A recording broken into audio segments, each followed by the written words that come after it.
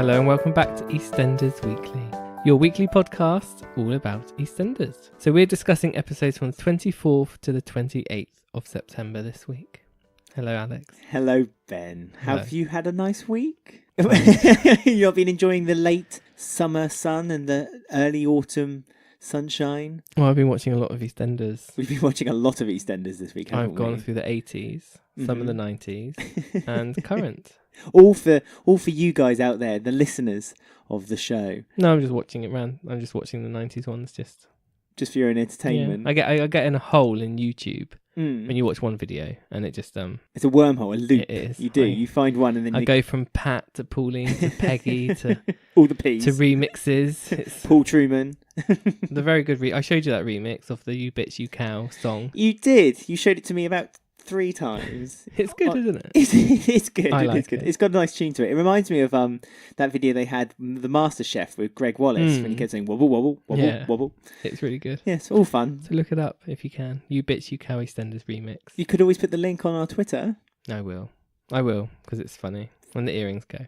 So yeah, I mean, I've been watching old amazing episodes of EastEnders because this week I've not been a huge fan. I mean, I don't think it's been a bad week Parts per of it, se, no. but the problem is Issues. there's been issues, and a lot of the issues have been something they've been gravitating around a lot this week, which was the whole prison storyline. Yes, that's where we're starting this week, I think. I mean, it's had a lot of get out the way. fans, this storyline, because I've been seeing on YouTube and on Twitter, and a lot of people actually have been enjoying it. But It's a bit 50-50, I think. an equal amount of people have seen it for the camp, over the top value that it's. I mean, become. unfortunately, we're both on the more negative, I think. We are on this one. We have to be a bit divisive, I think. We have to, we can't always be happy. I mean, it's not all bad. So, obviously, we know that Mick is now in prison. He is, for crimes of shooting Stuart highway. And it's the same prison we talked about last week. What a coincidence that was. It was almost as if we planned it. When Dirty Den was in prison. So Mick is here, new set. Do you want to talk about the set for a little bit? Well, yes. And the uniforms. Yeah. Fresh out of the bag. Fresh out of the bag. You can see the creases in all the joggers. Even the prisoners who have been there for 15 years They're like have the brand new. cleanest prison uniform you've ever seen in history. But it kind of matched the whole scene because it was also the cleanest prison I have ever seen. Also the smallest prison, apart from when like they get 5 people. Yeah, but they've always, whenever something should happen, a crowd, inverted commas, a crowd scene, you'd hear like a large crowd go, "Oi!" like that, and you'd see like 2 or 3 people kind of just hovering around. It was awful. The worst of that was at the end of the week when Mick gets taken out of his cell by the 2, and they put on it's like a stadium full of people cheering, and there's like 2 prisoners around them like playing pool, shaking their fists. It's didn't look good. I mean, I was also quite upset with the whole canteen, I suppose we could call it, the eating area. It just, I believe that it looked like they'd just gone into a school overnight, like and the just, BBC lunch, like the EastEnders lunch hall. Yeah. It was like for such a small prison block that Mick had been put into. There was this giant, great big eating area, but again, there was only about 8 or 9 people there eating. So it was very confusing. I don't know what to say. I mean, we obviously find out that this prison is the one that Stuart was in because he's got a few friends in there. Well, no, I think he's got his friends because of what he had been doing outside of prison, because he was at juvenile prison, wasn't he, Stuart? But I think when he left prison and he started doing his pedo hunting, he sent the pedos in, and then he sort of tells the top dog that this person I've sent in is in for... But I'm presuming the top dog has got in touch with him and kind of congratulated him for a job well done, because it just gives him something to poke and prey upon. I mean, the top dog... The top dog, Fraser Phillips. Yeah, because there's a few characters we're introduced to There's in the Bob. prison. There's Bob Bob, Matthews. who is Mick's friendly-ish cellmate. Well, he is friendly. He's guided. He took his hand. He's guided him. Is he through... friendly? Because he's in there for a horrible crime. He's in there for an unfriendly reason. But he said as he said himself, he's done his time. He's paid his dues to society, and he's due to come out really soon. So everything that Mick does to him after he gave him his friendly introduction was quite unfair, really. You got Fingers. We love Fingers. He's Fingers. grotty. Fingers is because he's well cast. Because he does look grotty. He looks grotty. He looks unwashed, a bit skank. Spotty. His fingers are like tobacco stained, and he likes to stick them in people's food and has a nice taste. Presumably, he also likes sticking it into. Now, where did he get the nickname Thin Fingers from? Do you think? Well, what does he like sticking it into? What are you going to say? Sorry. Well, prisoners' wives, perhaps. But I think it's a much more innocent reason why his name is Fingers, and I had the theory that he might be called Fingers because he's in for shoplifting or theft, so pickpocket. 5 finger discount. Yeah, maybe. He likes poking food. We've seen that. He also talks in tongues. Licking like pictures of Linda. Yes, because when he licked the picture of Linda, I thought to myself, "Oh, careful, you're going to get yourself a paper cut." I mean, I couldn't understand half the things he was saying. Actually. He was talking in tongues. He a was. lot. Yeah. Okay. Oh yeah. When Frasier would talk to him directly, he would just be like, "All right." It's like all of them are mumbling. All these men in prison, they're all mumbling. I have to keep turning the subtitles on to like get a grasp of what's going on. And then we have the top dog who is Frasier. Yes. And then that's about it. And there's like a few like thugs, but they're just like extras, I think. I mean, like his crew. His crew, that's it. And basically they just kind of nod and look at him and agree with him and stuff like that. They're the muscle, he's the brains. Frasier's obviously showing he's very calm, collected. He listens to classical music. He likes to care for plants. He's wears glasses at the end of his nose. I mean, when we started at the beginning of the week, I had my doubts on whether Frasier would be as threatening as perhaps we were meant to believe. I think they're trying to go with that character from Breaking Bad, the guy who owns the chicken shop. Because he comes across as like nice and calm and normal, but then when you actually see what he's really like, he's like really horrible and threatening. I guess that's what they're going for because they're similar sort of casting. I guess like they both look quite similar, so I guess that's where they're going with that. I must say, near the end of the week, especially the big confrontation he had at the very end of the week with Mick, I started to believe that perhaps Frasier was a bit of a threat to Mick. But at the beginning of the week, you find that in a lot of prison shows, like the top dog is normally just the cleverer one, not necessarily the strongest. He's just good at manipulating everyone, isn't he, I suppose? I mean, I've not really seen any signs of his manipulation being any good, though. He just basically tells people... he doesn't need to manipulate now because he's already on top power. Yeah, but he has to obviously get people to be in his control in order to carry out his deeds. Everything we saw, he did himself, so he didn't really get other people to do it for him. So perhaps he likes to manage from the front. But apart from the things he was asking Mick to do, which was, like, obviously, first of all, stash the drugs. Yeah, that's ridiculous. It just didn't seem to have any control. So we get a clip of Stuart phoning someone, and we obviously find out that he's phoning Frasier, the top dog, to tell him that Mick's in prison because he's a paedophile. He's hunted him. That's what he's told Frasier, isn't it? We're led to believe. No, I don't think. I think he said he wanted people to believe that he's a paedophile because he knows that obviously paedophiles get the worst deal when they're in prison. I think Frasier does say that he knew all along that Mick wasn't a paedophile and that he was just going to play with him for a couple of days like a cat with a ball of wool.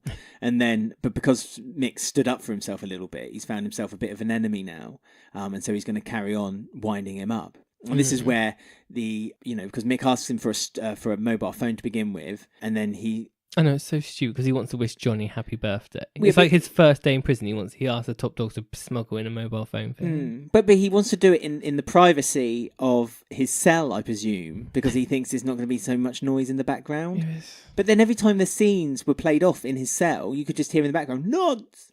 Oh, we're going to get you, Carter!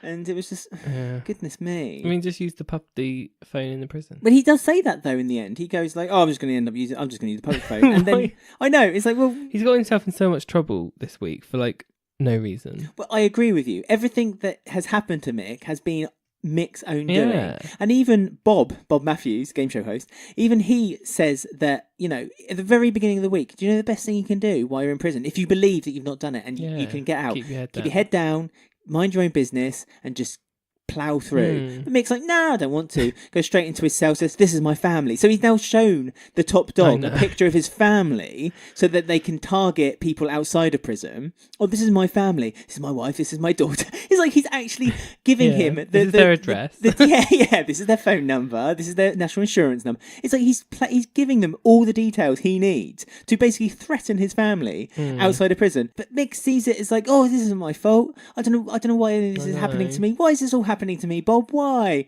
It's like, well, Mick, you've done it to yourself. You know, Mick is quite streetwise. You think he'd be a bit more clued on in prison, wouldn't you? But then that's why Stuart took the sentence to begin with, because he thought that Mick couldn't cope in prison. Yeah. And perhaps we're Maybe now they seeing were right. this. Maybe. We're absolutely 100%. Well, I don't know. He's on his way to be top dog soon. So Bob saves Mick from like being attacked with sugar water. Hot sugar water. Hot sugar water. Which needs a tea towel around the mug because it's that hot. just out the kettle. So this upsets Fraser, the top dog. So he says, Mick, you owe me. One of my soldiers is down, so you owe me. So he gets him to basically smuggle drugs into the prison. Yes, by kissing. This blonde woman. This blonde with woman who really bad lipstick. Who looked a bit like Linda. Yeah, she does, yeah. And this woman had come to the market earlier to talk to Linda, find out a bit of information about Ollie and where he goes to nursery and stuff. Yes. So yeah, she kisses Mick and passes drugs through. You know, Mick's risking like a 10-year sentence here to do this. But on his like first day. But he's doing it because he's as you said, he's threatened. He's being threatened, and he has to do this, or else he'll continue to be threatened. This is the thing. Every time he thinks he's doing something to stop the threats, another threat comes along, and he doesn't seem to realise that. Oh, hang on, maybe if I just stop the buck here, this would stop. Did Fraser want Mick to get caught? Was that part of Fraser's plan? Like, he wanted him to get caught for the drugs, but Mick managed to take it from his mouth to his pocket in front of the guard, turning away. I think so. I think that was his way of getting Mick punished for everything and anything. As you say, he's got a man on the outside, Stuart, who's basically he's essentially pulling the strings of the top dog. And so Mick manages to smuggle in the drugs, but because obviously the prison guards in Dickens Hill are the worst. Oh, I know. In history, because he like slightly turns his head, so Mick like takes it out of his mouth and puts it in his pocket. Well, yeah, because Fraser goes, "Oh, come on, pretty boy, hurry up!" And so kiddie lover, or he says something like Nancy or something. Is this the point when they call him Kiddie Lover Carter? Probably. So yeah, he gets the drugs in without being punished for it. He goes to give Fraser the drugs. Yes. But Fraser doesn't want them. Fraser wants him to then leave it in the cell. So yeah, Bob he can wants get to in plant trouble. it on Bob because he says Bob needs to... He's near his end of his sentence, and because he took out one of my soldiers, he needs to have 5 more years on his sentence, we think. So Mick does put them in his shoe, and then the cell gets like raided. Yes. And it's like, for God's sake, Mick, this is the one guy that's actually been helpful to you. And the first thing you do is plant it on him. But luckily, because of the ineptness of the prison system, just before they got to the shoe search, an alarm or something went off, and obviously every single guard needed to get to that alarm quickly. So Bob got his get out of jail free card there, and then found out that Mick had planned to do this, and sort of Mick loses him slightly as an ally, nearly, doesn't he? Well, he threatens to cut him, which is never ear to ear, which is never a nice thing to hear from someone. Maybe Bob's not that nice. Maybe he's not ready for the outside world yet. If I was Bob, I'd be pretty peed off if someone tried to plant drugs in my shoe. So I don't blame him entirely for his threat. We must say that meanwhile, while there's all this action is happening inside of the prison, outside the prison, there's lots of stories bubbling along too. Yeah, Stuart being released from hospital. And he's got a fan in Zara, so he's convinced Zara, his daughter, that perhaps, what he's saying is the truth.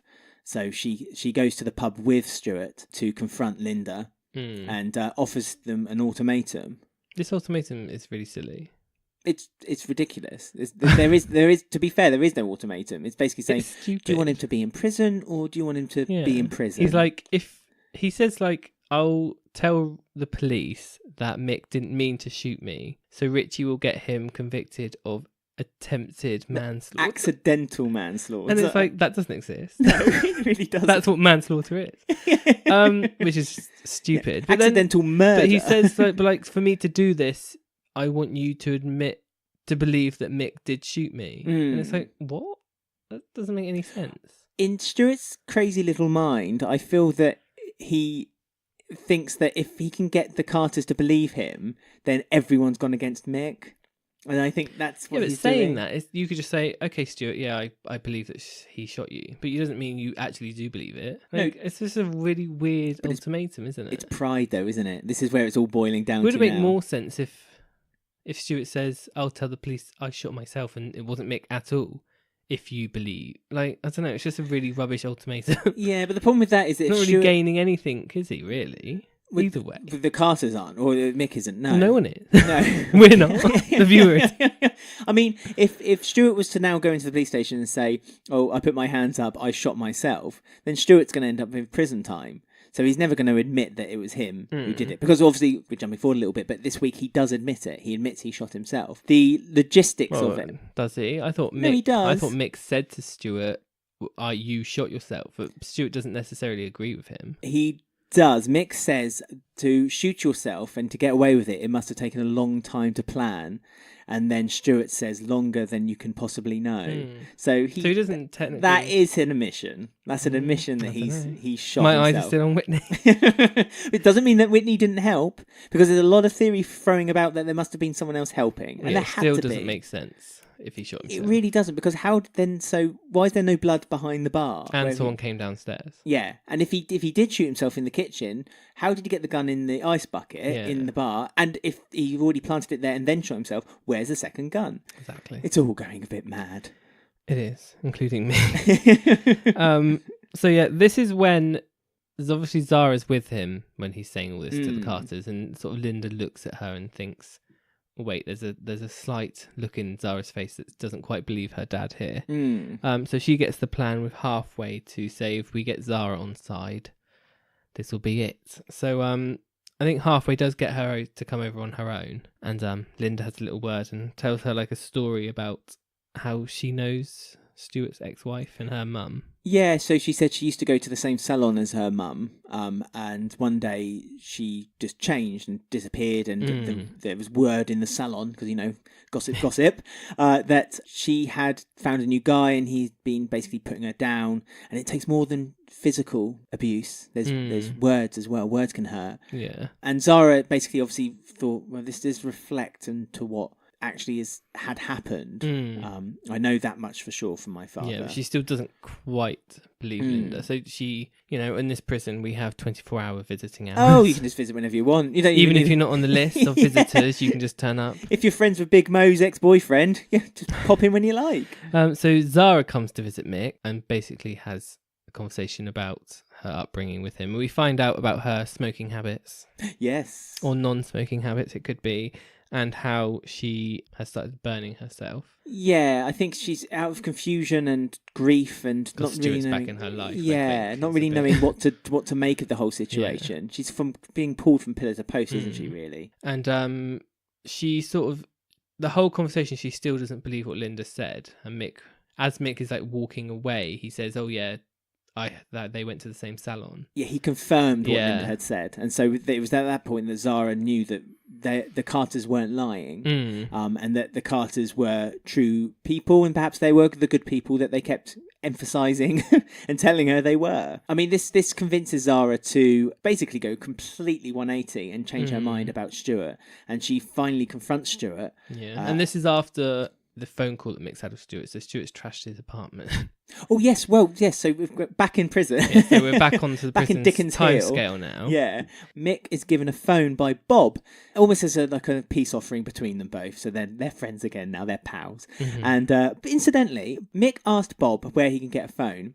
Bob said the only person you can get it from is the top dog. Does that mean then that Bob, who has a target on his face from the top dog, got a mobile phone from the top dog Or is Bob working with the top dog this whole time? Oh my goodness. Because when the cell was being tossed, just before the drugs were about to be found, an alarm went off and got the guards taken away, so Bob didn't get done for it. Ooh. I never thought... So this is... Bob knew that the sugar water was about to be put on Mick and he saved him. That's true. That is true. Obviously, he gave him a phone. When, at the end of the week, when he's told to hurt Bob, just before anything happens to him, he, the top dog changes all things and points to people and makes Mick attack fingers. So maybe Bob is working with Frasier. Frasier, the top dog Frasier. That's an interesting Or maybe it's just the writing. I'm hoping it's not the latter, and actually it is almost a bit of a twist that Bob and Frasier working together. Possibly. That's interesting. So Bob's given him a burner phone, is what we're calling it. That's what Hunter calls it. Non-traceable. So he phoned. This is when we just talked about. He phoned Stuart and he confesses and all that stuff that we just went over. And this is when Stuart thinks, "Oh, my plan's actually not worked." Yeah. And Mick does get to Stuart, doesn't he? He does, because Stuart wants Mick to know why he did it. He asked him 3 times, "Ask me why, ask me why." And he's like, "Oh, hello, this is obviously a sensitive subject." And Stuart basically tells him that the reason I've done all this is because you've ruined my life, because you put me in prison, and you won't, basically, almost like you won't be my friend. And it's like, that's ridiculous. And so Stuart says to him that he wants to take everything that you took away from me, my dignity, my freedom, my self-respect, and then really darkly he says, "and your wife." So I don't know how or if Stuart will achieve it, but I'm presuming this is now going to lead to Stuart trying to woo Linda into his arms. Or before this happened, maybe there was a chance that Stuart and Linda were going to be together, and because he went to prison, she ended up with Mick, and Mick had the life that Stuart was meant to have. That's how he sees it, I think. He didn't do too bad. He had a wife and a child. Well, he treated badly. Yeah. Why not? Well, that's his fault, though. But it's all down to Stuart. Yeah, but we don't want Linda to be treated badly by Stuart, do we? We don't want anything like that to happen to our old Elle. But if Stuart didn't go to prison, he might have been a good guy. Maybe. That's how Stuart sees it, doesn't he? But then we later on the last episode, Tina and Linda have a bit of a conversation, and Linda asks Tina, to be honest, was Mick ever a bit mean, a bit of a bad person when you used to hang around together before I kind of knew Mick, before I softened him? And Tina says, well, yeah, actually, if you push Mick hard enough, he can be a little bit like a Stuart mini-me. Wow. Which we saw in the last gasps of the Friday's episode. We did. In the prison. So Frasier is basically telling Mick he has to hurt Bob. Poor Bob. Not kill him, I don't think. No, well, he says get rid of him, but he says he wants him in the hospital by that night. Yeah. So yeah, all the thugs are holding Bob, and he says, "Right, Mick, you need to do the final blows." But he doesn't do it. He refuses. He's stayed quite calm this whole time. Fingers has that photo of Linda. Fingers. I wonder what his first name is. Francis. Chocolate. He has the photo. That's really good. No. He has the photo of Linda, and he's licking it and saying these creepy things about her. So this obviously makes Mick go. He grabs his hands and says, "Your fingers aren't getting anywhere near her," and clicks them backwards. He breaks Fingers. Yeah, 4 of them. You still got. You only have 4 fingers on your hand, but yeah, but you got 8 in total. So don't do the thumb. This is another ridiculous prison moment, because all these things are happening, and the prison officers are just nowhere to be seen. I mean, this one thing happens, and Frasier points and says, "Put the alarm on," and then they all run in. This is a bone of contention, because it's, to my knowledge of watching many a prison drama in my lifetime, that you never rat out, you never press the alarm button in B. prison. Smith knows not to do that. B. Smith does know not to do that. Yeah. But Frasier did. Frasier instructed his gang. So the top dog pressed the alarm button. That's how you get knocked down a few steps. I mean, this is really silly of Mick, because he knows he's innocent. He knows they're paying £300 an hour for Richie to get him out. They've not really told Mick the truth about how unlikely this is at the moment, because they want to keep his hope alive. So he was a bit of an idiot to attack Fingers like this. It seems a bit like they did 0 push to him. 100. It was, and no. To be fair, they had been pushing him from day one, from minute one of him getting in prison. He'd been pushing. But as Bob said to Mick, this isn't how you make friends or influence people in prison. You just keep quiet. And Mick totally ignored it. I mean, there was a small part of me that also blamed Johnny for this whole scenario. Well, yeah, silly birthday. Because it was Johnny's birthday. So even indirectly, not even in the square, Johnny has somehow ruined someone's life. I mean, is Mick going to become top dog, do you think? I believe this is where it's going to head. But is he going to take over Frasier? I guess. I mean, we've got weeks of this to come. I know, sadly. I don't think it's upon the second inspection, I quite enjoyed the prison scenes more. Okay. So the first time I was a bit like, oh, come on, this is ridiculous, this is camp, this is over the top. But the second time, I think there was just too much of them. They could have spread this over a few weeks. I don't know, there was just a lot of prison things happening. I mean, it took over the show. It was very much like we talked about last week, the Dickens Hill soap within a soap all over again. Because they've done it the same way. They've introduced new characters, Bob, Frasier, Fingers. There's the tattooed guy. There's the old guy who works in the canteen who just seems to just kind of wander around and not really know what's going on, handing out beans and boiling kettles. Yeah, we've got a few more weeks of this. Well, we'll see. So we'll see where it goes. It might slow down a little bit now. Maybe. But yes, a lot to cover, obviously, because we've been talking for a long time about this. Very intense. Should we have a bit of a respite? A bit of a feature? Yes. I just feel like I need a bit of a break, actually. Me too. Let's go.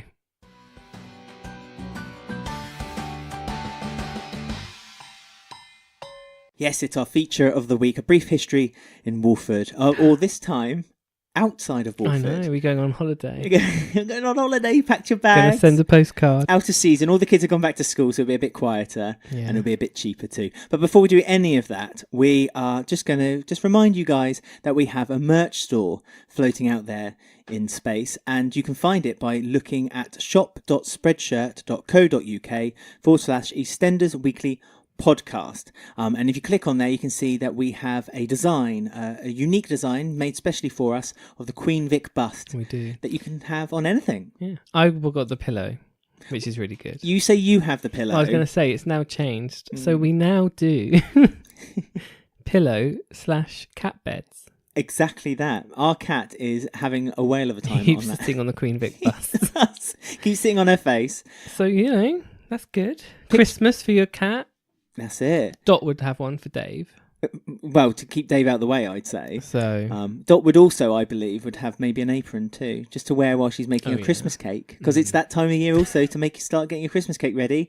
Start ploughing it full of alcohol and all that. And putting it in your airing cupboards, wrapping it up in your tea towels, making sure it stays moist. And if you get some, take a photo and tag us because we want to see it out in the wild as well. Oh yeah, no, absolutely, definitely. So visit shop.spreadshirt.co.uk/EastEnders Weekly podcast. Have a look. More designs are to come, but for now, We're working on them. We're working on them. Have a look at the Queen Vic bust designs on anything you can imagine. It's sure to be able to be a mug. Bought. What are you calling me?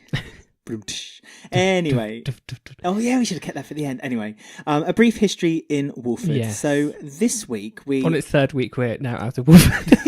Yeah, we're leaving Walford now, and just remembering sometimes when the cast and or storylines had left Walford too, when, as you quite rightly said, had gone on holiday. Yes, and last week we were out of Walford as well in the prison. We were. Next week we'll go back in Walford for a brief history in Walford. I mean, you've already got an Walford. idea because there's a few numbered houses. I've been a few houses you've been thinking about maybe visiting in the past, aren't you? Debbie, that's my hint. Debbie. If anyone gets that, they'll be in a shock.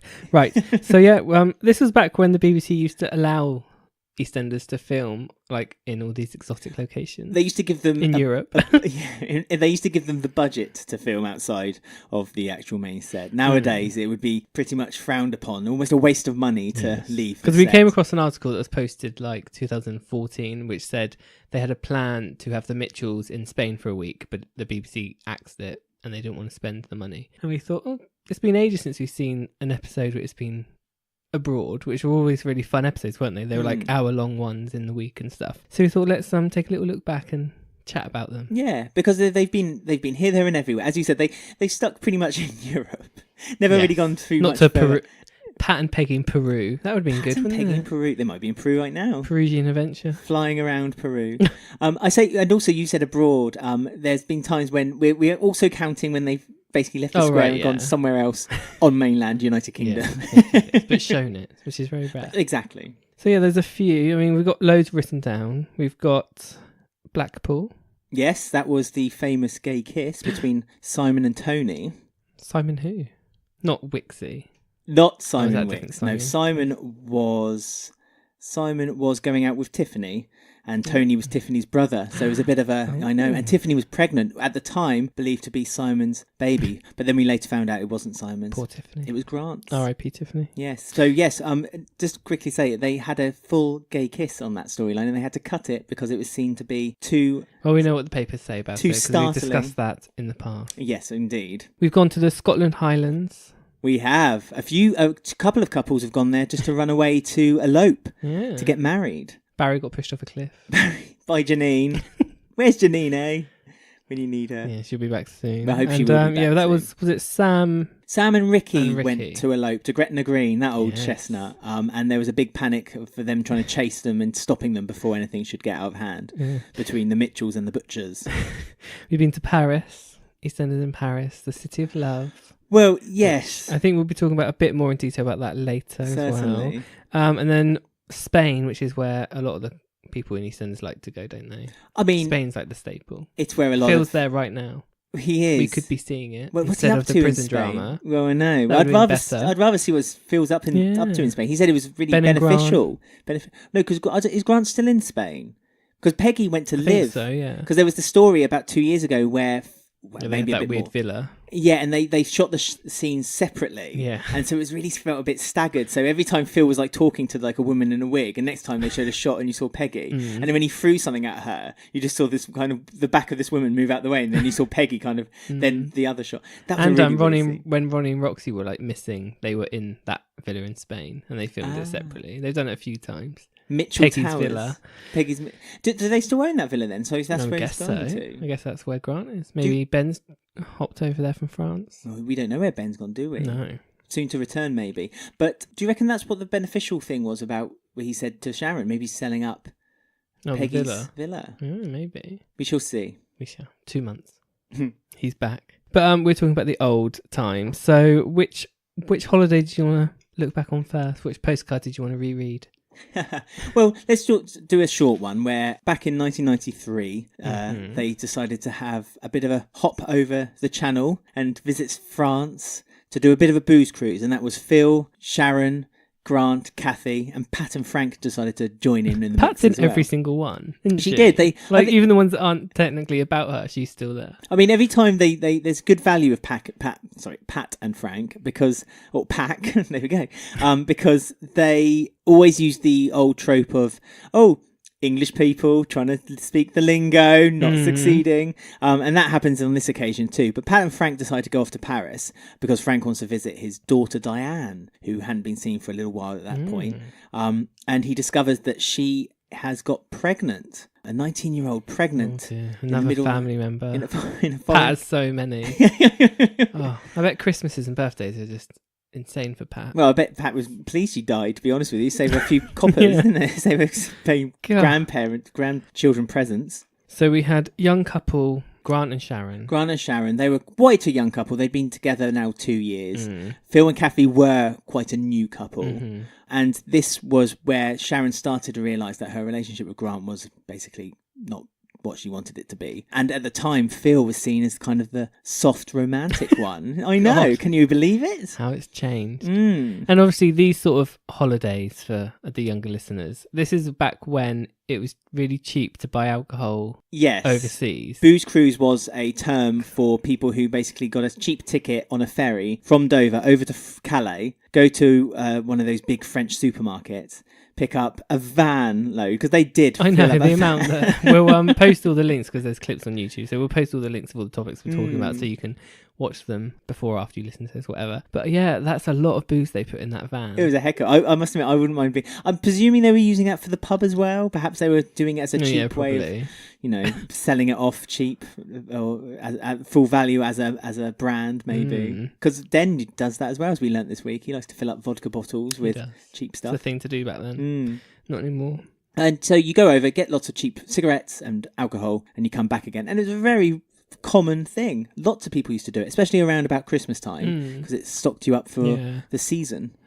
I mean, what a weird storyline, like to spend all their money on for that, like over a week's episode. It's really strange. But there was a thing going on at the same time with Sharon and Phil, wasn't there? Well, this was just the beginning of where Sharon and Phil, or Sharon Gate, was starting to show. And Sharon was beginning to show a bit of jealousy toward Kathy, because Kathy was in this relationship with a guy who Sharon deemed as being someone she wanted Grant to become or be. She thought she had married and hadn't actually. But actually the main storyline was Frank visiting his daughter and being very upset and then leaving her, even though he insisted she came back with him. There's a very sad scene when they're leaving the ferry port from Calais and Frank's saying goodbye and he says, "Please write."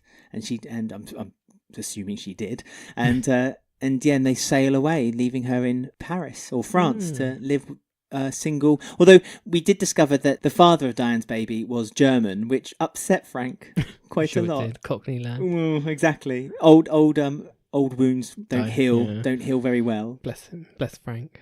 So that was their first hop over to France, which was quite a good one, quite an interesting story. Mm-hmm. But then they pushed their luck maybe and then tried again. Was this one of the last times they did this, do you think, this one? Because it's like the FIFA football one. Well, yes. What year was it? It was 1998 and France was hosting the FIFA World Cup. No, it wasn't the last time they did it then. No. But yeah, I mean, this one, you look at the cast of this one and you just think, why did anyway?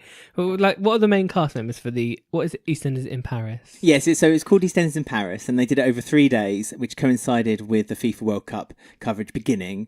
In fact, at the very last episode, they actually had the cast walking in on the commentary team just before they were starting the first World Cup coverage. So that was new. Barry was there. Yeah. Robbie was there. Yeah. Hugh. Can you remember who's Hugh? Hugh was a Welsh guy. Remember, he had long hair, about the same length as mine, but it was much straighter. There was Lenny, who was friends with Hugh. They were quite the lads. They had a bit of a lad dynamic between them. So Hugh and Lenny were a bit like what Cush and Martin are. Oh, so they were a bit like them at the time. No, I don't remember Hugh. I'm looking him up right now. But no, I don't remember him. Yeah, he was a little Welsh chap who came in for a bit of a... Lots of hair. As I say, lots of hair. So their story was they were going over to Paris to get tickets because they were promised tickets by a booker. 3 full episodes of this. They stretched it pretty thin. And Pat was there, of course. Well, at the same time, Pat was going to sightsee in Paris with Roy. But Pat wasn't very happy with all the football fans there. No. She didn't go during the season, really. Well, she shouldn't have gone when there was a World Cup going. Didn't she want to get away from Barry because she didn't quite like Barry, and it ended up that he was in like the same hotel, and Roy kept trying to make them not bump into each other and stuff. Oh yes, I think so. Yes, so yeah, she had enough about it because Barry was the bumbling idiot even then. I mean, just imagine that Barry and Robbie on a special. A 3-episode special. I know. Where the whole episode actually was just but Dean Gaffney couldn't believe his luck, could he? I bet he'd wish for a 3-episode special now. he'd wish for a 3-minute special on the episodes. Yes. And there was like a commotion about tickets, and there was only 2 tickets. So Barry gave the 1 ticket to Robbie. Aww. And then lots of things happened, like silly things, and they ended up with 4 tickets and went to the World Cup all together. Hooray! And then that's when they walked into the BBC Sport booth. So yeah, not one of the best holidays, I imagine. I think the idea was to kind of get the people. It was almost riding on the coattails of the World Cup. So they thought, hey, if we link it to the World Cup, more viewers might watch it. 7 million. But actually, it ended up happening the opposite, and it actually got less viewers because of it. People turned off. I'm not surprised. I mean, EastEnders have a well-known tradition of kind of incorporating sport events. Even this year's World Cup, they kept dropping in little clangers every now and then. When they did not quite 3-episode special though. Oh no, it was just with new title sequence as well. The new title sequence is zooming out of Paris, remarkable, or France's map. I just feel it feels like someone just went to the local newsagents, bought a map of Paris and just filmed it from their like shaky cam. It's really terrible because I can't remember, I don't know what the river's called, but it's basically the same shot as if, you know, when you're looking over the Thames, it's the same above Paris. But it was a pretty shameful effort by the BBC. That was quite a bad show, to be fair. So the next one on our list is one in Spain. We're in Spain now, nice and hot. It was like a couples special holiday, so like all the old OAP couples went away. Yes, this was a bit more of a stronger cast, a bit more of a cast you want to watch. I remember this one when it was actually broadcast, and like my parents were watching it, and I remember seeing this. So it was like Pat, Frank, Peggy, Roy, and Terry. I'm assuming this must have been when Irene had the affair and he found out, because Irene's with him. Oh, is she? But they have a bit of a falling out when they go away, and so it quite a famous scene is that they have a conversation around the table when Irene's not there, and Terry announces that men are the stronger sex, women are weaker, they're shorter because they carry things, which is saying this in front of Peggy and Pat is dangerous. Well, absolutely. And also saying that Frank obviously got rid of Pat because he knew he could get better, as in Peggy. Obviously, that's going to cause a bit of tension too. He was a bit too much sun, I think, Terry had. And maybe a bit too much sangria. Because he was being very rude. And Pat was just ready to punch his lights out, I think. Well, Pat was more offended by the sexist comments, while Peggy was more offended the fact that Frank wasn't almost standing up and saying, "Oh yeah, I have got better through Peggy." Peggy was a bit like, "Well, is that not right, Frank?" And Pat, obviously, in front of your ex-wife, is a bit more tension there. I felt sorry for Roy, really. I know. Roy was kind of like the piggy in the middle, wasn't he? I did love them, those four: Pat, Frank, Roy, and Peggy. It's such a great storyline that ran for years and years and years and years. The Pat and Frank love, because they always loved each other, and they never got over each other. They never got over each other, and this is basically where they realise that they don't like this new comfortable relationships that they've got themselves into. Pat at home drinking her cocoa with her slippers boring. on, with Roy. And her relationship with Roy was non-sexual as well, wasn't it? It was. I think they came to that agreement, but that's not Pat. It's not Pat. Pat likes a bit of excitement, a bit of rough. She does. And so, although she tries to resist Frank, even though he's kind of pushing her, they're walking along the beach and Roy's looking for Pat. She can't resist any longer, and basically they kiss on the beach. And this is the beginning of the affair, which led it to... It always happens with those two. Absolutely. It led to a few great stories. Remember when they got back, then when Frank wrote the letter to Peggy saying that he was going to leave with Pat, and she reads the letter out loud in the pub and then smacks them both around the chops each. And this is the famous story where later on, where Pat begs Roy for forgiveness, and he basically chucks her out in the rain, and he says, "I don't like your earrings." Yeah, I remember that. And another thing, "I don't like your earrings." That's so good. But it was a setup. Mike Reed wanted it because he knew he was leaving the show, and he asked the producers to give him one more storyline with Pat. So they granted him that one last story. I mean, he got a lot, Mike Reed. I think anything he asked for, he kind of got. He left like 3 times. Yeah. And he had great storylines each time. When he came back to return, he asked them to do a specific spin-off for him to bring him back into the show, and they did it. Yeah. So, yeah, he was great. Just his voice. Oh, it's just iconic, isn't it? His voice is fantastic. I mean, I'm a bit too young to remember it, but there was a game show he used to host in the 70s called Runaround, and some listeners might know it. But just hearing him shout the catchphrase to that game show, it's lovely. I love Mike Reed, and may he rest in peace. He was a great guy. He was great. And it's amazing. Obviously, this isn't just about Frank, but maybe we'll do a bit more Frank in the future. But it's amazing that he was brought on the cast, and he was a comedic. Yeah. He was a comedian, wasn't he? Yeah. Everyone said, "No, this isn't going to work." But yeah, proved them all wrong. He really did. So the last stop on our tour is kind of about Frank as well. Yes, we're still in Spain. We're in Spain again. Just 2 years later. And this is Frank's funeral, which Peggy has decided to go to. Yes. She kind of had cut all her strings to Frank anyway, but I think she thought, right, I'll go to this, say goodbye to him, out of my life. Chapter closed. Yes. So he was having his funeral in Spain. Prior to this, obviously they'd broken up a long time ago, but Frank had left Peggy with a lot of debt, and so she had to sell up the pub, famously to Sharon, which really upset her.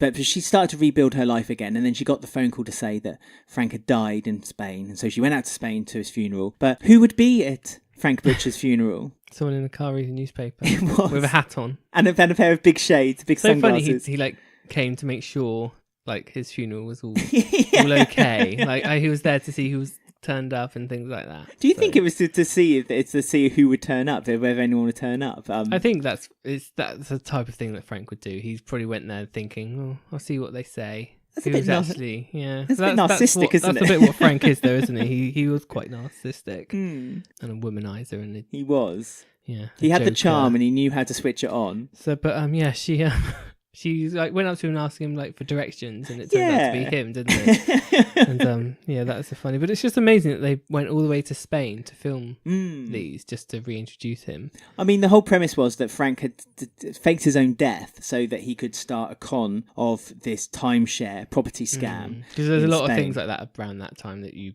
sort of heard on the news, didn't you, about all these men going out and buying buildings that weren't actually buildings and things. Yeah. Or they had one building built and they said, and all these other buildings they never be built. did. Yeah. In Spain it happened. Still it was not built now, probably. They're probably not. You see them, don't you, when you go on holiday down these gravel paths, you see half-built homes.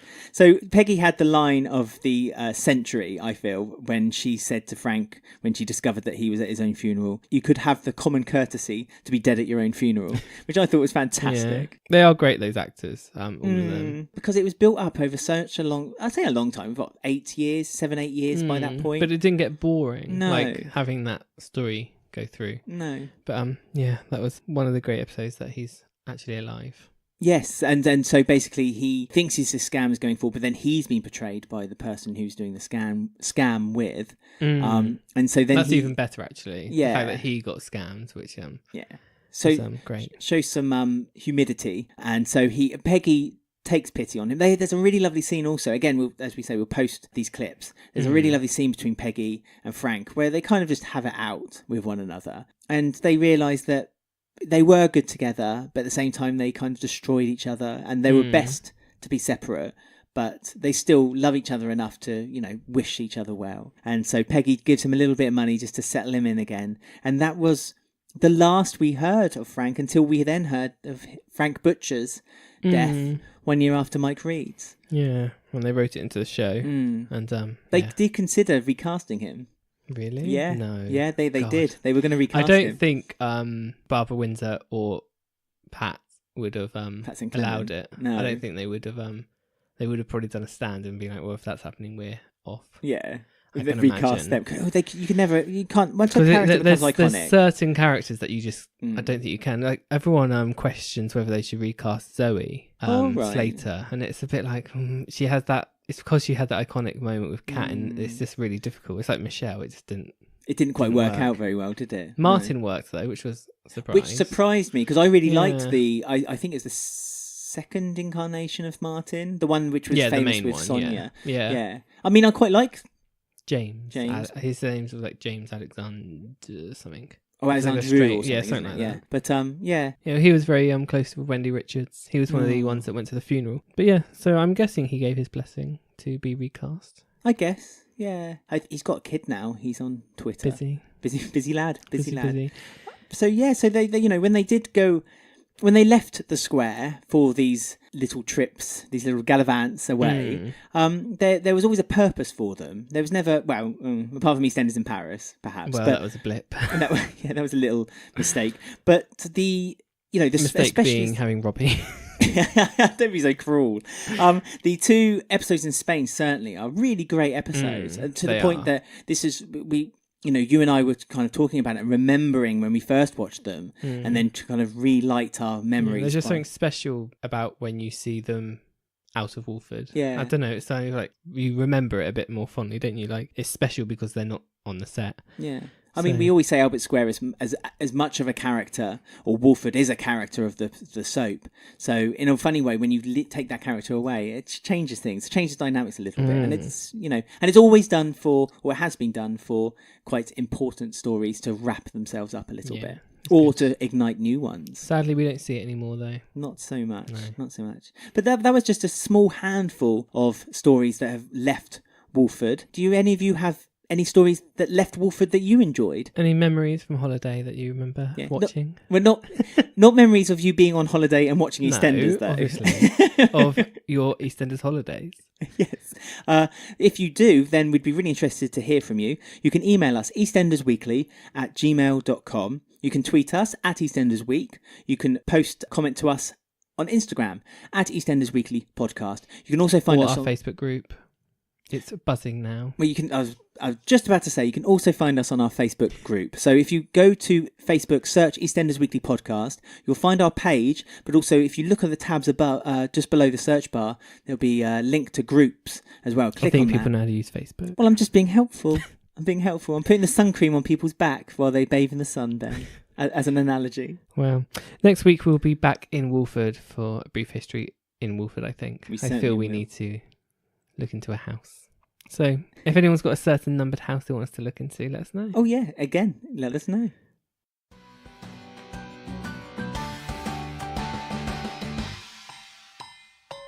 Oh, I feel rested. I do. I needed that. I need a little chat about Pat. Oh, make me feel a bit better. It always makes, whenever I think of Pat, I always feel enlightened. Yeah. Good old days. Mm. The good old days, yes. So we're going on to talk about the Sharon Gates 2.0, soon to be. Sheanu. Yes. Sheanu, they're still loved up, getting jealous. I'm still jealous of the looking Sheanu. for work. Yeah, well, both should be looking for work, really, because what does Sharon do? She just wanders around. Off E20, doesn't she? Phil, so she lives off Phil. Because she owns half of E20. I mean, the work she's giving to Keanu, because obviously the main story is that Keanu's trying to find work this week, is basically indirectly through Phil. So she gives him a car that's Phil's. These bloody car keys went from one person to the other about 4 times this week. I know, it was a bit silly. It was a bit nutty. I mean, there was nothing there that I wanted, nothing meaty that I wanted from the Sheanu story. They kept nearly getting caught quite a few times. Yeah, but never caught for something interesting. It was always because just chatting about cars. Yeah, just knocking on the door and being and like, I thought you're in. It was really weird when Keanu came over and Dennis was home from school sick. Another kid sick from last week. There's a bug going round. And he goes, what's he doing here? Yeah, I know, in his own house. And he comes in and Dennis is like to Sharon, what was it? I thought I heard a noise. And she was like, oh, there was a cat in the kitchen. It scared me. What? Dave the cat. Was she being serious, though? I presume so. Why would there be a cat in the kitchen? Well, it's a random cat. It's the East End of London. They all leave their doors open, don't they? Anyone can just walk in and out. I thought that was the cat Sharon. The cat must have just hung on the door, opened it, and kind of... The amount of lies and cover-ups she's done in the past 30 years, you think she'd be a bit quicker on her feet than saying there was a cat in the kitchen? It seems feasible to me. Does it? Well, Dennis didn't question it, didn't he? No, he didn't. Okay. He was like, yeah, all right, I'm off to school then. Bye. He almost got caught, not caught, but by Louise as well earlier. Louise answered the door. Yeah, and was like, well, why are you here? Yeah, which is again within her right. So then Sharon's like, oh, he's here to borrow some tools. Yeah. Like, one of Phil's tools. So he's sort of got this thing in his head from spending a bit of time at the Slater house because Kat's learning the routes on the map, which I don't even want to talk about, so he's going to skim over that straight away. Fair enough. I'm not happy with that. So he gets the idea. Hang on, what are you angry about with that? The storyline of Kat. What? But learning to be a black cab driver. Yeah. What in particular? I don't want to talk about it. I just said to you, I'm not talking about it. There's one thing that makes me angry about it. What? The fact that she seems to have done something that takes 3 to 5 years for most people. I know, because she got something in the post. She's got an application. That wasn't it. Oh, the application. Yeah, so she's not passed yet. Well, give it a month. Give it the time it takes for Mick to get out of prison. I just can't believe that they brought Kat back for this. But I'm not going there yet. Anyway. There'll be more to talk about this when it actually goes somewhere. I'm assuming. I'm sure there will. So Mo says something about sat-navs and how you should just use a sat-nav. And this Keanu's like, thanks, Mo. Thanks for that. Let's give me an idea there. So he goes it in his mind that he wants to be a cabbie driver. I think he wants to be an Uber driver, doesn't he? I'm not really sure. Well, no, an actual one because he sends a CV out and stuff. Well, a radio cab driver. So there's 2 different types in London. Yeah, there's the black cab drivers. They're the ones who learn the knowledge, which is what Kat's going to learn in a few days. And there's just a radio cab driver. Right. They're just a regular driver. So that's just like Uber or just so kind of private rent. So with them, you can use like a sat nav to drive you around. And yes, as you rightly said, that's what Keanu wants to be. He wants to be a good. He considers himself a good diver, as he put in his CV. Yes, because he's sent his CV out and then talks to Hayley, and he says, "Oh, I've applied for this job," and he starts reading his CV to her, and he's noticed the second word is misspelled, which isn't very good for your CV, is it? This makes Sharon a little bit jealous, though. This is where the jealousy she for Sharon begins. Sees him across the square talking to her. Well, he's talked to her a few times during the week, and Sharon's a bit like, oh, maybe... He must love her. Maybe, yeah. He must be having an affair. Yeah. See? Don't build a relationship on an affair, Sharon, really because shouldn't. You never trust him. Nope. And he'll never trust you. I mean, I'm assuming Keanu actually imagines this relationship going somewhere. Do you think? Yes, because when And does Sharon? I don't know. When Sharon and Keanu talk throughout the week, they kind of make this agreement that they shouldn't hide their feelings for one another anymore, and that they need to be honest and open, and that, you know, the reason Sharon's helping him is on the contract, the unwritten contract, the rules that they are open and honest with one another. And she actually does believe in him. She's not just She does believe in him. I mean, in the background, I half expected that Kylie Minogue song to start playing. I believe in you. Because they like doing that on EastEnders, matching the music. They do, like Homes Under the Hammer. Yes, exactly like that. Lucy Alexander walks in. So this is where like the key gate begins, where like she gives him the cab, and then he like gives it back to her because he thinks she's just paying him off. And then he like washes a car for Kat because he's like doing up junk parts, doing them up and trying to sell them off. But he's tried selling them off to Kat, and as in all scenarios like this in EastEnders, because he can't sell it to one person, he gives up. So he says, "Oh, wash your car then." Yeah, just wash your car, and I'll do an oil change. £25 in the end, and an oil change. That's okay. Oil change. I was gonna say it's quite a lot of money. Tricky. So yeah, she like throws a bit of water on him, so he has to take his top off. Another reason I've said there's been every week now. There's a new reason for him to get his top off. The writers are going at it. They know their audience. This week's was she put a sponge slightly on him, so it was a little bit wet, so he took his top off. Didn't just go around the corner and get a new top. He had to get to work. He had money to earn. So yeah, he starts washing the car. She's like oogling over him. Yeah, saying, "Oh, nice buns." Like something from a working men's club. And then she doesn't even pay him in the end. Well, because he gets all upset. He gets upset because he feels like he's being treated like a piece of trash because he's a bit sensitive as old Keanu. And then Keanu kind of says, "Oh, I don't know why you waste your time learning all the routes." And she's like, "Well, that's what Londoners do." Yeah, traditional. It's traditional. And he's like, "Well, I don't care. I'm going to get myself a cab and I'm just going to become an Uber driver." And she's like, "Well, you can go then. Off you go." She calls him a scab. She calls him a scab. And this is when the car keys then get handed back over because he says to Sharon, "I've changed my mind. Yeah, he and wants I do want the cab." So she gives them to him. That's when she sees him talking to Hayley. So then she comes round to his house and says, "I want the car keys back." Because she says she's not sure about it, so I'm just going to take the car keys back. Yeah, she said, "Well, you said it yourself. Maybe it's just a handout." Yeah. So then he then goes to her house again and wants to wonder what's up with her. So she says she's a bit jealous. Well, she doesn't say, but he works out she's a bit jealous of Hayley. He'd never fancy her. No. So she says, "Well, I got the car keys." Yeah, have them. Go on, off you go. So the car keys are sort of a symbol for her heart, I feel. And she's giving it back. Oh, look at you. I didn't even think that deeply. Yeah, you're right. That's the symbolism. No, yeah, 100%. You're absolutely right. She's giving her heart away and Keanu doesn't know whether to keep it. I enjoyed the line this week of Phil, I don't think Phil would be too happy with my hands on his stuff. And Sharon looked at him with a raised eyebrow.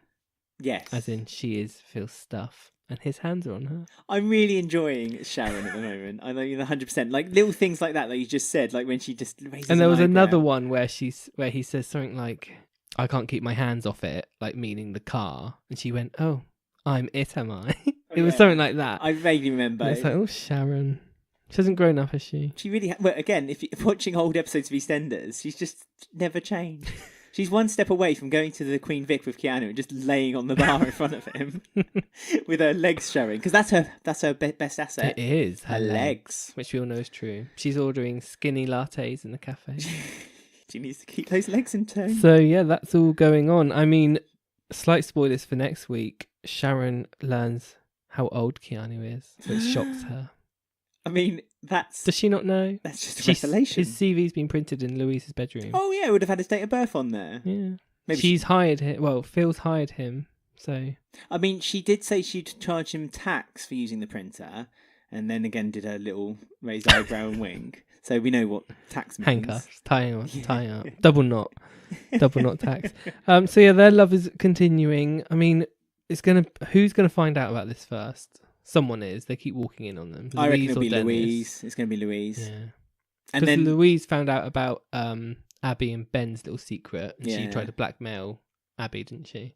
So maybe she'll blackmail Sharon. No, I don't think she'll blackmail Sharon, because I think she sees how Sharon has basically been... I see Louise as what was Sharon when it was the... Angie and Den Sharon storyline, dynamic. yeah. So when Angie and Den were fighting, and Sharon was like the piggy in the middle, no pun intended, I see Louise as being the same for Sharon and Phil, not Grant, yeah. Interesting. It will continue. Fun to ensue. Hopefully a few more sexy scenes, because I do love the scenes when they get almost caught out. They're the ones I enjoy the most. They are fun. But like even when they almost get caught out, Sharon doesn't even seem panicked. Or very much undressed. No. It's like Keanu's always wearing just pants. Wow. And Sharon's wearing like a long, lacy nightie. Head like up to her collar. Yeah. But she shows her legs, and that's the main thing. That's the main point. Absolutely. So on over now to Mel and Hunter's house. Well, it's not their house, is it? It's Jack's house. And Jack needs to be called out at the beginning of the week because there's a leak he's got under his the vest sink. So got his vest and his baby oil all over his shoulders. Mel being rude as usual, I feel. I don't know if you felt. I thought she was really rude, but you didn't. You said she was in her right to say this. But she sent a text to Jack saying, "Help! Get here now." I mean, yes, she could have done it with a bit more diplomacy. That's not the rudest bit, though. The rudest bit's in a minute. Well, but so yeah, they run over thinking she's like being murdered because it's Walford, and it's just a leaky thing again because he's fixed this once before actually. Oh, has he? Why did it take him so long then to discover what it was? It took him 2.5 hours to work out it was a leaky pipe. I could have worked out it was a leaky pipe. Because Rainey said to him, "Don't get a plumber in. Yeah. You do it. You're a Trojan horse in here. You can get all the information about why happened and get some closure." I see. So he was taking a deliberately long time. His time to speak to Mel. Oh, Jack. No wonder he was a detective, because I mean, his skills surpasses everyone. I mean, she had nothing to say. She said, "Just get on with it, and I want this done before I'm home," and walked off. Good. She needs to be straight with Jack. Let's be honest. Oh yeah, it takes a lot to get through. It takes a lot to get through. In fact, to the point where it's still not gotten through. Because even though he had that confrontation with Ray, where Ray insulted the size of his tool, thank you. Small tool. Don't forget it. And basically said like he had no dignity and that he was a desperate He knew how lapdog. to upset Jack because he kept going on about how him and Mel have done it twice, sometimes 3 times. And Jack was a bit like, oh. Yeah. Mel was bored with me when we were doing it, so... I did love, though, when Ray said that all it took was for Ray to enter Mel's life in one day. He's right. In one day, Mel dumped Jack to go back with Ray. It took one day. That's how much Jack meant to Mel. And yet, like a sick puppy, like a lovesick puppy, Jack still insists that he needs to find a way of getting back into Mel's life. And so then he goes behind Mel's back and asks one of his detective friends, one of his dodgy friends. Lots of mentions about Ronnie as well. 2 mentions. Because Mel says, if Ronnie was alive, you'd get back with her and not with me. And then, obviously, meeting his mate goes, "I'm sorry about Ronnie. I didn't come to her funeral. I should have been there." So, yeah, another mention of Ronnie, 2 weeks in a row. Very odd. There's a conspiracy happening, isn't there, on the on interweb? Yes. Saying... Someone on Twitter said, I'm not watching EastEnders anymore because Ronnie and Roxy are back. And I was like, what? Excuse me? And then they said there was not being confirmed. Wait, he said there was a source, or was that someone else? No, this person, no. Well, no, we know. I'm not crediting this person because they're wrong. I think they were like, people said it online. It's like, no, nothing's been confirmed. I think he said it was a news source, didn't he? I don't know. He's wrong. Oh no, we know he's wrong. So that annoyed me. Because they're not coming back. They can't come back. Well, at least one of them can't come back. No. Because they were dead in Especially a coffin Ronnie. on screen. So yes, absolutely. Although someone on Twitter said they have, they're waiting for Kate Oates to get an official BBC email because they've written out a full story synopsis of how they can come back, covering all those points. So watch out for that, Kate. There's an email coming from someone. Kate, when you get that email, print it. Well, no, just delete it. You don't even need to. Why do you print it? Old-fashioned. When the pigeon comes and gives you the letter, no. When the email comes, just delete it because they cannot come. Or okay. Ronnie can't come back. No, Roxy still can't, really. Roxy can, especially the trouble is no one can come back from the dead while Kathy's on the square. Because I don't think you can really have 2 characters come back from the dead at the same time. No, absolutely. Yeah. But then don't get rid of Kathy. No. I like Kathy. Yeah. I've been watching classic EastEnders. Yeah. She's got a storyline finally. She got lots of storylines. 1 year in on classic EastEnders. Well, it's a bit less. But it's nice that she has about 9 months. So, yeah. We always let off a little party popper when Kathy gets a storyline, don't we? Yes, Kathy's nowhere to be seen this week. So Jack is getting an undercover detective to look into Ray. In the meantime, Ray is acting very shifty throughout the week. With his phone calls and going away and things. So we have this moment when Mel's being horrible again. Typical selfish. She's upset that Hunter's room is dirty and the 2 men are pigs. even the fruit bowl's even the fruit's rotting. Yeah. Like it's Hunter's fault. Well, all he has to do is look at an apple and it's... Well, Mel, you do the shopping, don't you? That's true. Although she's a very It's busy her woman. fault that the fruit's rotting. Well, she just doesn't... Yeah. Quite. She's trying to blame Hunter. Wait, he's the kid, isn't he? That's Yeah. that's what adults do. So she wants to go on holiday with Ray, but he's too busy. Doesn't want to go to Kent. That's her holiday. Nothing wrong with Kent. Hunter sort of gets an idea. Yeah, but I expect Mel will be going off to exotic places. Well, like Spain. Well, she or lives in France, Spain. She Paris. can visit her best mate Lisa. She's forgotten about. Well, Lisa's just had 2 or 3 weeks with Louise, so Yeah. she's probably feeling a bit tired. Yeah, she needs a few more pills. So yeah, Hunter gets in his head that he's gonna step up and be a good boy, and he's gonna make lunch for Mel, Ray, and himself. Yes. So he breaks into Walford East. Yeah. Which Although I'm assuming. to be fair, Walford East did look... It sounded busy. It sounded like there was a trade happening. But no at one the time. cooking. But no one using the kitchen. It was a really odd situation. Maybe they just left the No, for soundtrack. cocktails. Oh, maybe. Just for drinking. So yeah, Masood catches him trying to make this thing, and he gives him like a recipe from one of his grandmothers or It's a something. Pakistani Another stew. one. He That's helps all he him- ever does. But he cooks his Pakistani stew. What is it? A nihari. It sounded very nice, to be honest, from what they were popping into it. And he gets it all rustled up. The reason he's doing all this, Hunter, is because he overhears Linda talking about Ollie not having a father. Yes, I wanted to mention this actually because Martin also it's Sonia as well, and they go, oh, poor kid, imagine growing up without a father. And I was like, Martin, you grew up without a father. Yeah. It's really odd. Like Martin's like, oh, just imagine that. And it's like Arthur died when Martin was quite young.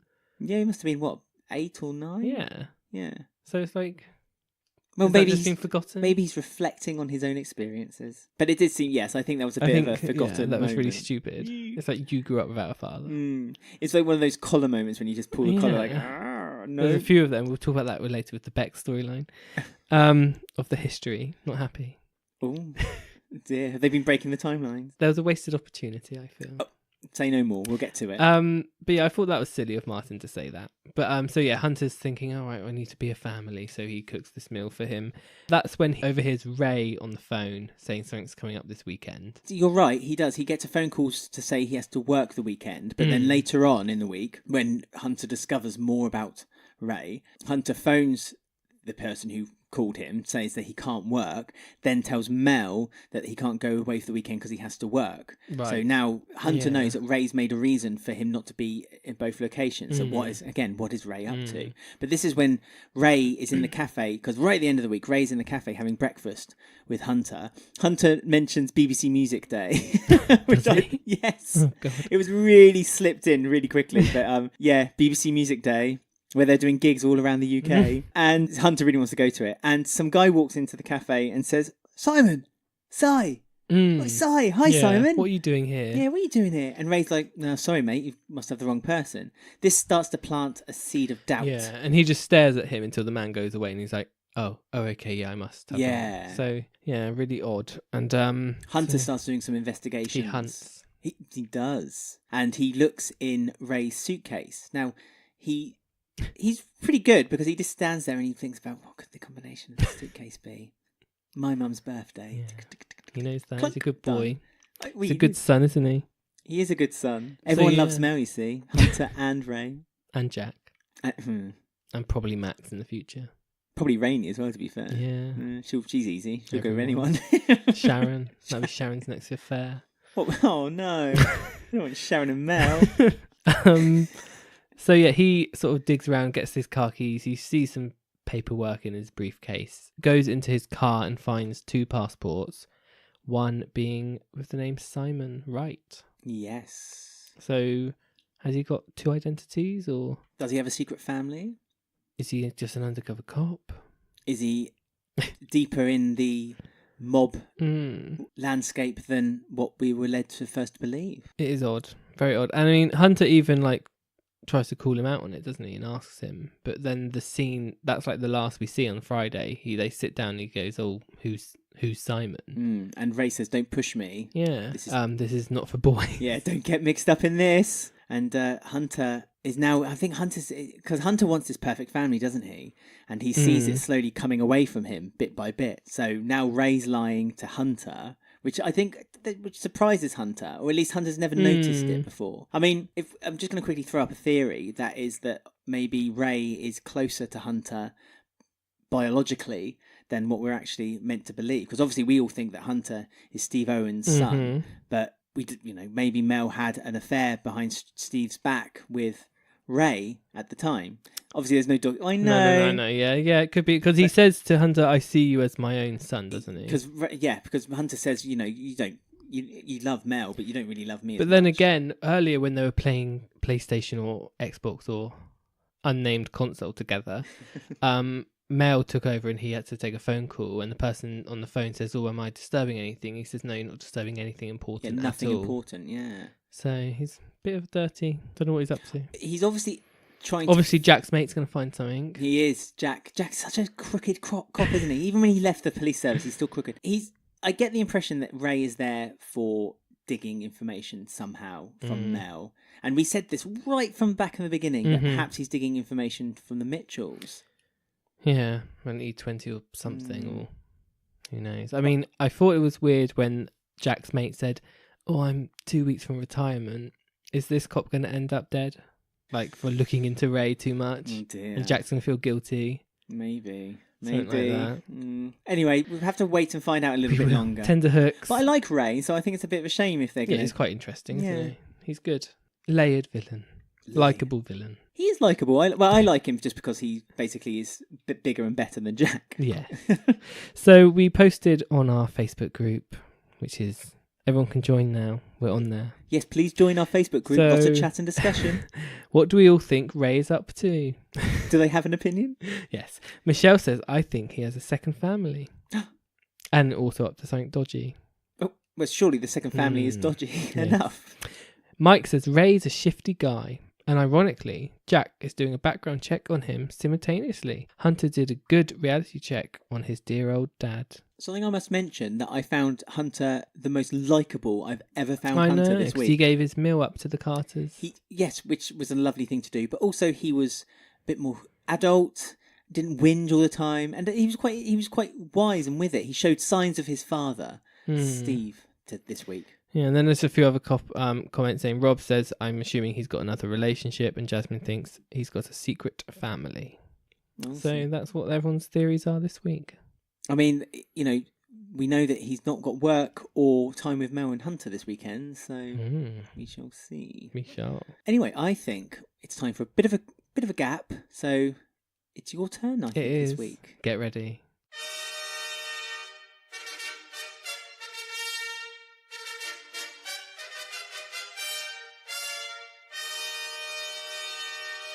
Just do this now. Right, so we're here for another game of Slater's Family Values. Want to play a game?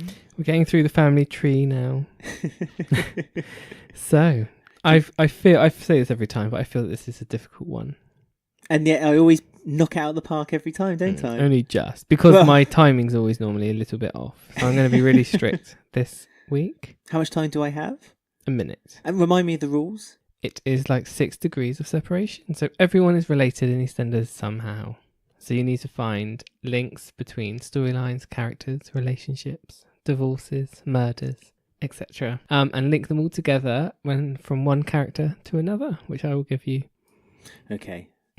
So I've got a past character this time. Normally it's someone on the square. Oh, I don't know if that's fair. So this is linking to a past character to a current character. I don't like where this is heading. It's not that past. So he was in it like 2 years ago. Okay. Anyway, so I want you to link in 6 steps Ryan Malloy to Ian Beale. Do you remember who Ryan is? I do, yes, I do. Good. In fact, didn't I do a Yes, I'm doing this now. Yes, Ryan. you should be right up on it. You said it'd be difficult, so I've got to find. How would you link Ryan to Ian? The six steps from Ryan to Ian Beale. Okay. So 3, 2, 1, go. Right. So Ryan is the brother of Whitney. Mm-hmm. Right. Whitney. Whitney lived with Bianca. Right. Bianca was married to Ricky. Mm-hmm. Ricky worked for Phil Mitchell and Mitchell Motors or Mitchell Autos. Right. Phil Mitchell has quite the strained relationship, let's just say, with Kathy Beale, because they were together once. Married Kathy Beale. They were married. They had a Right, that's relationship. more of a link, isn't it? Okay, Married. Sorry. And obviously, Kathy Beale is the long-suffering mother of one Ian Beale. Yeah, very good. Very different direction to what I went. Oh, fantastic! I'm pleased with that one. Actually, I told you, I always find Gets a way. there, eventually. Where there's a way, where there's a will, there's a way. So I was the same. Ryan is Whitney's brother. Oh. So that's the same as You you. smiled at me when I said that, so I thought you, in your eyes, I could see you thinking, "Oh, he's going to get the same as me." Then I said Whitney is Lily's aunt. Oh, goodness! Lily is Stacey's mum. Stacey is married to Martin. Martin is Ian Beale's cousin. That's very much a There you different way to go. So very different. Yeah. We all end up in the same place on the square. And luckily, you remembered the difference between the Fowlers and the Beales this week. You're right. I think a lot of people are confused by them. So that was this week's Slater Family Values. Well, I'm surprised you won. I thought I had it then. Oh, So close. you always doubt me, but you're always surprised by your doubt. Well, maybe you'll get 30 seconds next week then. No, that's not No. fair. Too easy, then I'll reduce the time. I'll reduce the time of Martin Fowler's 5 a day then. What, from nothing? No, from 30 seconds to 10. Silly. Spike. So we get to talk about Bex and Sonia. Oh my god. That's new. I don't think we've talked about them properly, really. No, not really. We kind Sonia of... had her one story when she was booking a holiday cottage. Oh, actually. yes, when she was trying to get Martin back. And Bex has had a couple of Little bit. bits and pieces during the Shaquille Yeah. stabbing. So, the Fowlers, the original family of EastEnders. We get to talk about the Fowlers. That's nice, isn't it? Bex It's Fowler. So, yes. I mean, there's a few things I really hated. nice. Of course. Post-its being one of them. Yes, which was an Abbey storyline, let's not forget. Which From- I hated then. Yes, when they posted lots of post-its around the market, Yeah, which the was whole ridiculous. market. And the cafe and the pub and the flat share. Lest us forget. Because she bought like a name sticker, didn't she, or something? Or it was something. No, she was just putting stupid. post-it notes on her Yeah, own food, that saying was this it. is mine, do not touch, this is Oh, mine. that's how the storyline ended. They bought her a name sticker maker. Oh, what, the ones when you have to punch the... Yeah, that's what they bought her. Oh, they're great, they are. So yeah, the post-its were back. I hate this. This was right at the end. Why have though. they done it? I know. Let's just start at the beginning. Okay, because- and then you well, can rant, then you I'll can get vent your rant. caught up on the post-it. So Bex is feeling a bit meh. A bit blue. Blue blacks. It's just hit her that Shaquille's died, I think. This is the first we've really seen of her. I mean, she's been whinging about it for a little Yeah. while, but now when she's gone back to college or sixth form, she feels like the school reminds her of Shaquille. I mean, we can't forget how the story starts because it opens with Robbie coming down the stairs playing trumpet. Yes, Robbie, Robbie decided to go into the attic and get a box of old stuff down. because he wanted a comic. He wanted his old Wonder Marvel Woman or comic. something. Yeah. So much enthusiasm as we Oh, talk. just Robbie playing the clarinet. I just... Bah! There's nothing more I can add. No. But there was a box of like memories from Sonia, which was nice. Yes. So they were going through her trumpet and stuff. She had an old photos and she Yeah, had because old... she used to cut Bex's fringe, even though Bex was adopted then, so I don't know how she cut her fringe. No one knows, really. Don't ever question this, ever. Well, the timeline logic of this storyline is not good. It's just all over the place. Bex was adopted then, when that photo when she was that age. No, wasn't she adopted when she was very young and then she came back? She didn't look... I don't know. She looked about 4 or 5 in that picture. She looked angry in that picture as well. Things never Because changed. Sonia just took her from her big mansion she was adopted into, That's didn't true. she? That's true. I I mean, that box, it was a very small box. It was barely a shoebox. Like, okay, it was a bit larger than a shoebox, but it was a very small box. And the memories, like the time scope of memories in there was from about a 30-year span. A photo of Jamie, who we all remember dearly. Now- Sonia's first love. Yes, and this shook quite a few people up with a bit of anger. Yes. Including ourselves, because this was a really good opportunity by the writers of know. EastEnders to kind of do a comparative storyline with what's happened to Bex recently. And the Someone whole Shaquille posted that thing. because I posted about seeing Jamie and how it was just... They saw a photo of Jamie and Bex just went, oh, he's well fit, isn't he? And Sonia was like, yeah. Yeah, he was actually, yeah. And I was like, and that was it. And Yeah. it's like, for God's sake. How about Sonia? You say he died quite young. Because they almost hinted at that, because she said, she wants to leave uni because it reminds her of Shaquille. And Sonia goes, I do know how that feels, actually.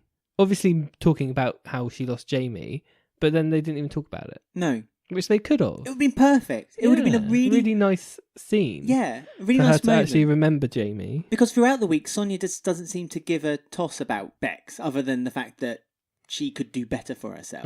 So really, let's be honest, this is all very much about how Sonia believes what Bex should do in the future, and not it's what also Bex what wants to do. Sonia couldn't do. Yeah. Which Bex does say that to her. And seeing that photo with Jamie could have been a nice way of just starting off the conversation, and they didn't. They didn't use it at all. Like, does Bex know that Martin ran him over?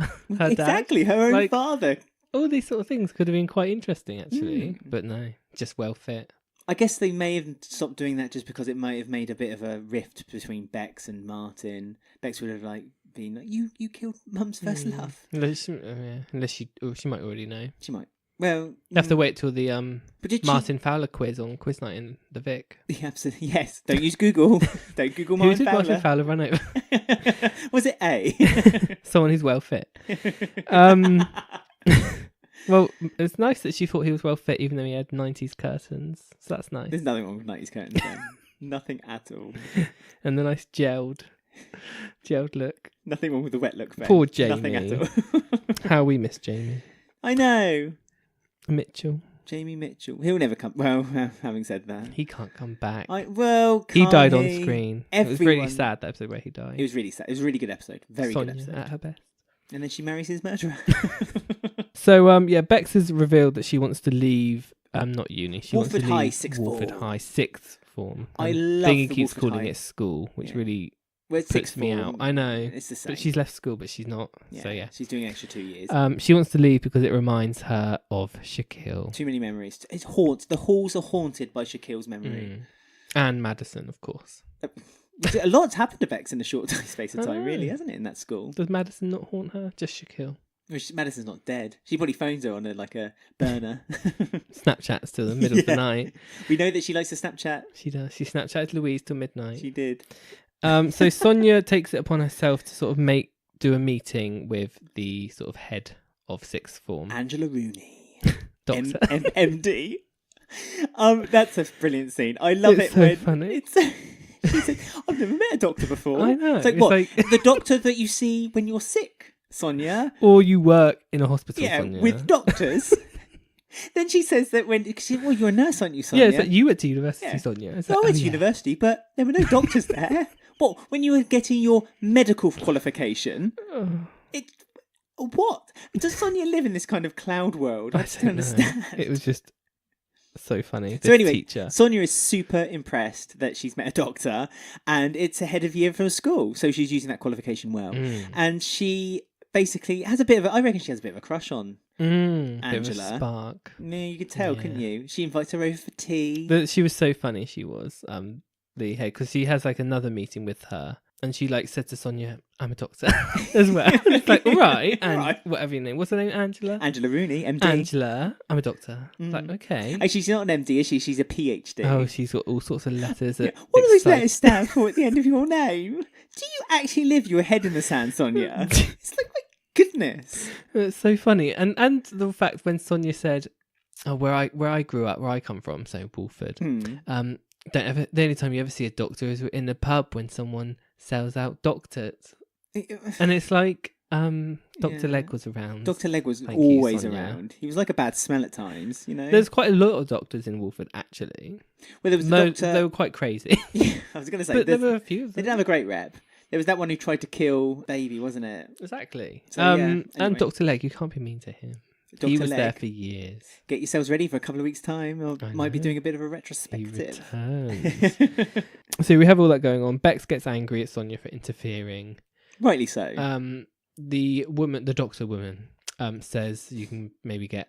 She has high hopes of going to Oxford. Oxbridge. So Cambridge or Oxbridge, Oxford. yeah. Oxford. And no one else has ever, in the history of Walford High, no one has ever gone to Oxford. Or have they? Yes. So Bex basically says, I don't want to go to uni. I don't want £31,000 of debt. I'm not doing it. Sonia gets her little fancy doctor girl over for tea at Dot's house.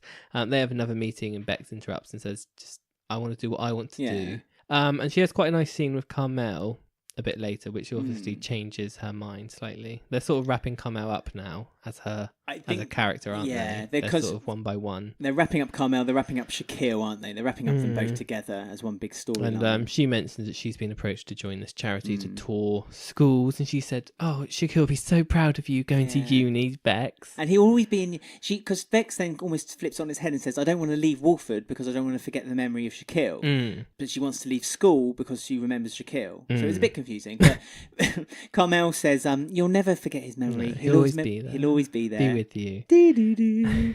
And so she decides to have another meeting with Dr. Rooney and just how do I go about getting this qualification? Going she to has a university. printout from the Walford. So then we've discovered that someone has from Walford High gone to Oxford University before, and lo and behold, who should it be? Libby, lovely Libby. And she has like a printout saying, here's an article about. So I've got the article if anyone's interested. Let's hear it. So. It was all smiles on results day as one of Walford High's students gained a place at one of the UK's top universities. Ooh. After a nerve-wracking wait for her A-level results, Elizabeth Fox was delighted to learn that she had met the grades needed to accept her place at University of Oxford for English Language and Literature. What was that, BBC? It was a proud moment, not only for Elizabeth Fox, but for her school, Walford High, who has never had a pupil go on to attend in Oxford College. Oh, so she was the first. When asked about her success, Elizabeth Fox was modest. I've just received the results, and I hope I've made my mum proud, and I can't wait to start. That was quote Libby Fox. Oh, lovely. So yeah, that's what the article said. I thought that was interesting to read it, because you don't really get a glimpse of it. You don't, you just saw the picture of Walford Gazette online.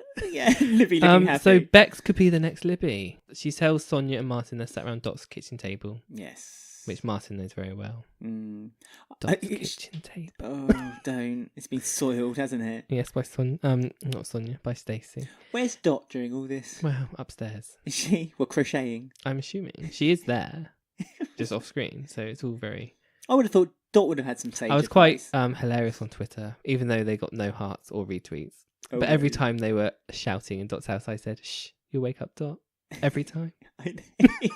You were chuckling. No one got it though. You just chuckled to yourself every time. It was like, tweet. One of my least popular tweets. So yeah, we have all that, and Bex sort of announces that she's going to go, but she wants to do it on her own merits. Yes, she wants to. So when she gets in, that'd be great. If she doesn't, then she doesn't. Doesn't matter. She can always go to another. Like the be and end all isn't Oxford or Cambridge. She can always go to another university. She knows she's smart now, and Dr. Rooney is in her corner too, as well as Sonia. And Martin, who we've discovered has a magic money tree, who can just supply money whenever Sonia's whim should come about. Exactly. So yeah, I mean, is she going to leave like Libby and go? I presume so. They're making a big deal of it, but it won't be for a little while yet. We've still got the whole school academic year to happen yet. So that'll fly by. I'm presuming that the storyline is just going to be Bex worrying about her A-level results. Yeah, getting stressed. But will she get those results? Will she get addicted to caffeine pills? This isn't Saved by the Bell. Although that would be fantastic. I'm so excited. I'm so tired. So on Facebook, I posed the question: do you think Bex will leave Walford for university? Now, you'd think this would be a very popular question, but it wasn't. One person said, yeah. Someone says no. Fair enough. They're good results. Someone else said it's too early to say. Arv said no. And Peter said no. So maybe it was my fault for asking a yes or no question. Yeah, maybe you should make it more conversational, less clipped. There was also the poll of the week, which involved Bex this week, which was asking, after sixth form, which path will she choose for her future? And the options we handed out was musician, market stall holder, nurse, or elope with Shrimpy. Ooh. What do you reckon number one was? Nurse. Well, no, she does want to. She does want to follow her mother's. Doctor. She doesn't want to follow. Sonia would just faint if she was a doctor. Yeah, What? well, I've never seen one. She just met a doctor. Imagine if her daughter became one. Musician was number 1 at 43%. Nurse, following her mum's footprints, is 26%. Market stall holder at 17%. Elope with Shrimpy. I'd like to elope with Shrimpy. Well, wouldn't we all? Yeah, 14%. A few comments to that, mainly basically saying that it's a bit sad that a lot of the kids on EastEnders don't seem to have any good future prospects. I did reply to one of them and say Libby did before the Libby thing came out. Well, yes. And then 2 episodes later, they wrote it in quick because they saw my tweet. And yeah. Well, at Enders_forever says that she hasn't been used a lot and she's being very underused, which I'm inclined to agree. She's a good little actress when she's really given good. Something decent to eat into or bite into. She had Gavin, and then he got written out. Well, they wrote that out quickly, didn't they? Poor Gavin Price. I know. Place in my heart. Want a doctor? If he was a doctor, imagine Sonia's eyes would be on stalks. He's in a play now, so he's doing fine. Good, he's all right. So yeah, there you have it. So that's another week in Walford, it were. Just going to quickly reel it all out. As always, we love hearing your comments, so please do get in touch with us at eastendersweekly@gmail.com. You can find us on Twitter at EastEndersWeek, on Instagram at EastEnders Weekly Podcast, or find our Facebook page and group. Find our group. Just look EastEnders Weekly Podcast. We always live tweet when EastEnders is live in the UK, and we always reply and say hello and read out as many hilarious tweets about Dot. Where's Dot? Yes, don't forget to look. Don't forget to like that when you see it. The more likes Ben gets, the happier he'll become. So let him have this one. And any comments that you send to us, we always like to read, we always like to reply, and we always read out as many as we can on the show. So there we go. And I just want to say, this is serious now. Normally this is a fun bit in the end of the show. But this is for real. But it is. I'm really hot and sweaty. And the room that we're recording in, our window has just shattered from the heat. Well, it's not shattered. Well, it's shattering as we look at it. It's like cracking. It's cracked. It's made those pop noises. I thought so a bird. We've had to change our installation halfway through. So if it's echoey, that's why. Because our window is shattering behind us. What a cliffhanger.